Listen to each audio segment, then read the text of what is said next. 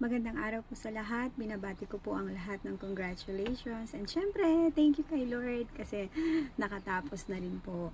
At sa aming mga teachers sa Bible School, maraming salamat po. Especially po kay Pastor Dan na napakaraming itinuro sa amin. Pagpalain po kayo ng Diyos at nawa sa ating mga nakagraduate. Talangan ko po na tayo gamitin ng Diyos bilang epektibong leaders at mga lingkod ng Diyos.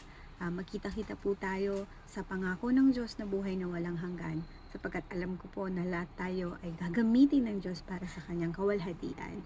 At nais ko nga rin po palang ibahagi sa inyo na eto pong June, nakapag-start na po ako ng isang small group dito sa Japan, an online small group para po sa mga kababaihan dito sa Japan.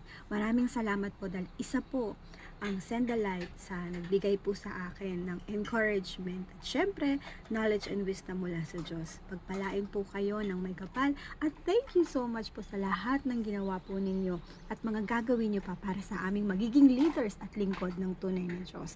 Thank you po, maraming salamat po.